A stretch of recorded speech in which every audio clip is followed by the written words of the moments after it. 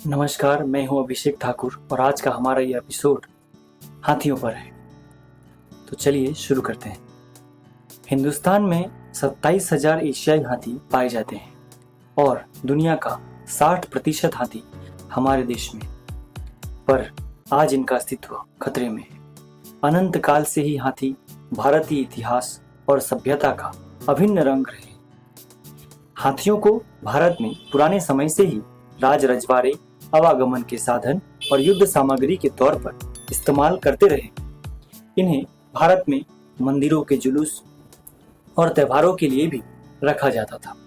हाथी हमेशा से ही शान शौकत और ताकत का प्रतीक रहे हैं। आज भी किसी त्योहार के दौरान हाथी की मौजूदगी बहुत ही शुभ मानी जाती है। भारत में एशियाई हाथी की सबसे बड़ी आबादी मौजूद है। एशियाई हाथियों की दुनिया की कुल आबादी का 65% हिस्सा केवल भारत में ही पाया जाता है। यह ज्यादातर उत्तर प्रदेश, अरुणाचल प्रदेश, बिहार, असम, मेघालय, सिंहभूम के कुछ इलाके, झारखंड, उड़ीसा, तमिलनाडु, केरल और कर्नाटक में पाए जाते हैं। हाथी एक अत्यंत अक्लमंद और संवेदनशील प्राणी है। यह न सिर्फ औजारों का इस्तेमाल कर सकते हैं, बल्कि इनमें करुणा और दुख जैसे कई मनोभाव भी होते हैं। हाथी शांतिप्रिय और सहिष्णु जीव है। यह जंगल में सबसे ताकतवर परभक्षियों के साथ भी आराम से रह लेते हैं, लेकिन उनके साथ कभी उलझते नहीं।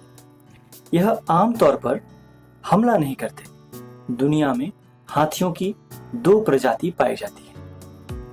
एशियाई हाथी जो भारत और अन्य एशियाई देशों में मिलते हैं, और अफ्रीकी हाथी जो केवल अफ्रीका में पाए जाते हैं। इन दोनों को दूर का सहवंशी माना जाता है, पर दोनों में कुछ खास शारीरिक अंतर मौजूद है जो वातावरण और भौगोलिक कारणों से विकसित होते आए हैं। अफ्रीकी हाथी ज्यादा बड़ी और उनके कान भी ज्यादा बड़े होते हैं। इनका आकार अफ्रीका के नक्शे जैसा होता है। अफ्रीकी हाथी इन बड़े कानों की मदद से अफ्रीका के गर्मी से बचते हैं। अफ्रीकी हाथियों की नर एवं मादा दोनों में गजदंत पाए जाते हैं, परंतु एशियाई हाथी की नर एवं मादा दोनों में गजदंत नहीं पाए जाते, सिर्फ नर में गजदंत पाए जाते हैं। एशियाई और अफ्रीकी दोनों हाथी झुंड में रहना पसंद करते हैं। उनकी अपनी सामाजिक संरचनाएं होती है, जिसका नेतृत्व झुंड की सबसे बड़ी माता करती है। हाथी सबसे विशाल जमीनी स्तनधारी जीव है। यह हर दिन करीब 250 किलोग्राम चारा और 500 लीटर पानी हजम कर जाती है। भारतीय हाथी ज्यादातर घने जंगलों में रहती है। घने वन उन्हें पर्याप्त मात्रा में खाना और पानी मुहैया कराते हैं। हाथी मौसमी आधार पर प्रवास भी करते हैं, लेकिन नई जमीन हासिल करने की इंसान की भूख इतनी ज्यादा है कि जंगलों को बड़ी बेरहमी से साफ किया जा रहा है। इसके फलस्वरूप हाथी अपनी जरूरतें पूरा नहीं कर पा रहे और शहरों एवं गांवों की तरफ जाने को विवश है। हाथियों के मौजूदा प्रवासन के नजदीक इंसानी आबादी 3% वार्षिक दर से बढ़ती जा रही है, जिसमें वनों के संसाधनों का हद से ज्यादा इस्तेमाल हो रहा है। इस प्रकार के अतिक्रमणों से हाथी का लाखों सालों से चला रहा जीवन चक्र तहस नहस हो गया है। यह आहार की तलाश में अपने प्रवासन से बाहर आने को मजबूर हो गए। बक्सा टाइगर रिजर्व हाथियों की भारी तादाद है,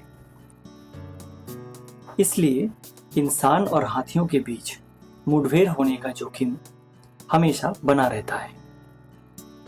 हाथी वनों में हो रहे अतिक्रमण के खिलाफ संघर्ष करते और इस प्रक्रिया में आहार ढूंढते हुए किसानों के खेतों पर हमला कर देते हैं। कुछ कुछ खेतों में हाथियों के मरने की खबर प्रायः ही सामने आता है। इन्हें या तो करंट लगाकर या फिर जहर देकर मारा जाता है। पर विडंबना यह है कि जिसको हम पूजते हैं वो हमारे सड़कों पर, रेल की पटरी पर एक दर्दनाक मौत भी मरता है। पर क्यों? तो आइए देखते हैं हाथियों की स्थिति और क्या विकल्प या बदलाव हम ला सकते हैं। अनुमान लगाया जाता है कि उत्तर बंगाल में हर साल हाथियों द्वारा 4000 हेक्टेयर से ज्यादा कृषि भूमि और करीब 1100 घर तबाह कर दिए जाते हैं। फॉरेस्ट डिपार्टमेंट ने अपनी जगह से दरबदर हो गए हाथियों को पकड़ा भी है, पर इसमें कई हाथियों की जान जाने का खतरा भी होता है। असम, झारखंड, उड़ीसा और पश्चिम बंगाल के कुछ हिस्से को सबसे ज्यादा समस्या वाला इलाका माना जाता है। आज भारत में करीब 1400 हाथी पालतू हैं, जिनका इस्तेमाल सैलानियों के लिए और फॉरेस्ट डिपार्टमेंट के कार्यों के लिए भी किया जाता है। लेकिन मुठभेड़ का यह सिलसिला कभी खत्म होने वाला नहीं है। परंतु मुठभेड़ के इस चक्र से बचने का एकमात्र रास्ता यह है कि हाथियों के लिए उनके अनुकूल जंगल फिर से बहाल किए जाएं। हाथियों को बचाने के कार्य को सफल बनाने के लिए जरूरत है ऐसी जंगलों की जो इंसानी आबादियों से मुक्त हो। लेकिन इंसानी अतिक्रमण ही एकमात्र समस्या नहीं है। समस्या गैर कानूनी शिकार भी है। हर साल हाथी दांत के लिए सैकड़ों हाथियों को मार डाला जाता है। भारत में सिर्फ नर हाथियों का ही दांत होता है और दांतों के लिए नर हाथियों की शिकार के कारण नर मादा का अनुपात असंतुलित हो गया है। हाथी हमारे जंगलों के संरक्षक हैं। यह वन में जान डालते रहते हैं। उनके मल में ऐसे पोषक तत्व होते हैं जो हमारे वनों की पर्यावरण प्रणाली को सुचारू रूप से चलने के लिए जरूरी है। हाथियों द्वारा खाया गया बीज उनके मल के द्वारा 30 किलोमीटर से भी दूर तक पहुंचते हैं, जिससे एक स्वस्थ और विविध वन प्रणाली कायम रह पाती है। जंगल हम इंसानों के लिए भी बहुत जरूरी है, जो हमें जीवनदायी पानी और ऑक्सीजन देते हैं।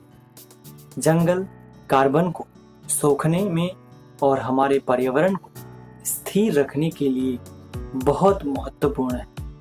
अगर हम जंगलों के साथ छेड़खानी न करें तो हाथी अपनी सुरक्षित घरों में ही रहेंगे, जो इंसानी बस्तियों से दूर होते हैं। इस तरह हम प्रकृति का लड़खड़ाता संतुलन को फिर से बहाल कर सकते हैं। हमें यह समझना होगा कि जंगल ही हाथियों का एकमात्र घर है और इन्हें भी एक संतुलित पर्यावरण की उतनी ही जरूरत है जितने की हमें। हम सबको एक ठोस कदम लेने होंगे अगर हम बदलाव चाहते हैं, अपने जंगलों को, अपने पृथ्वी को नष्ट होने से बचाने के लिए। धन्यवाद, नमस्कार। फिर मिलते हैं किसी दूसरी वीडियो के साथ।